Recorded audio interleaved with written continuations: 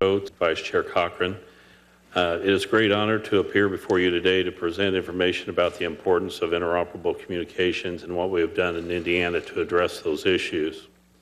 My testimony today will provide you with a brief description of the state of interoperable communications in Indiana, 3 reasons for our success, and a short summary of what we view to be critical issues that will directly impact first responder safety in the near future. Project Hoosier Safety, as it's known, is an 800 megahertz trunk voice and data communication system which provides both day-to-day and mission-critical interoperability for nearly 60,000 Indiana local, state, and federal first responders and public safety officials. The state fully funded the system build-out and implementation and funds the continued operation and maintenance cost. Participation in Project Hoosier Safety is voluntary, and agencies pay no access or monthly user fees. To date, as I said, nearly 60,000 radio IDs are from all 92 counties are programmed into the safety system database. The story of how Indiana got to this level of interoperability can be summarized into 3 concepts. 1, a visionary and inclusive planning process. 2, a pragmatic balance between technology and financial reality.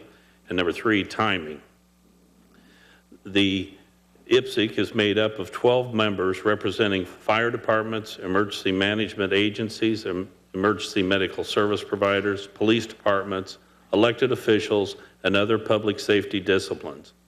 The input of practitioners at all levels and disciplines, teamed with a governance board composed of members from these groups, resulted in a plan for an interoperable communication system that truly reflected the needs of those people who are using it. As it turns out, we have been a victim of our own success. The flexibility, cost savings, and ultimate performance of the system has attracted new agency users in unforeseen numbers.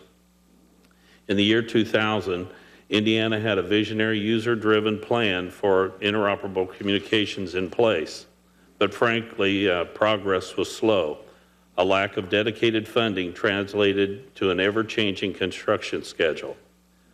Then, during the morning hours of September 11, 2001, as we all know, the inability to communicate was cited as a major reason so many firefighters lost their lives that tragic day. Interoperability became the buzzword for successful response. As a result, 2 massive financial shifts occurred in Indiana. First, the Indiana General Assembly passed the House Enrolled Act of 1001, which dedicated a portion of existing Bureau motor vehicle fees to help fund the safety build-out. This guaranteed revenue stream allowed IPSC to proceed with site construction and implementation across the state. Secondly, the federal government established the Department of Homeland Security and funded new federal grants that address the lack of interoperable communications. We have a great working relationship with FEMA and the DHS federal partners, especially with the Office of Emergency Communication. At times, I'll admit that the requirements seem a little onerous, but the result of many of their requirements are undeniable. For example, the process of creating our statewide communications interoperability plan, known as SCIP, was difficult, but allowed for us to refocus our efforts and identify the gaps that needed attention.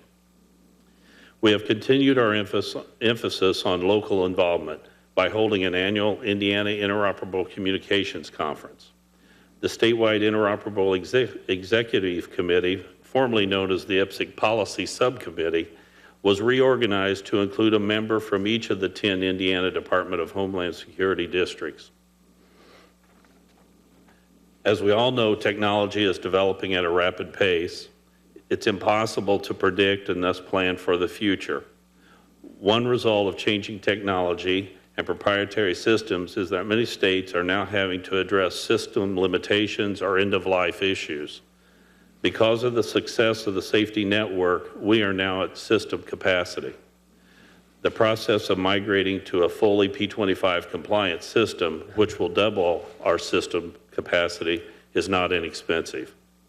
On behalf of the staff of the Integrated Public Safety Commission and Indiana's first responders, I'd like to thank you for allowing me to address you today. Thank you very much. Mr. Hicks?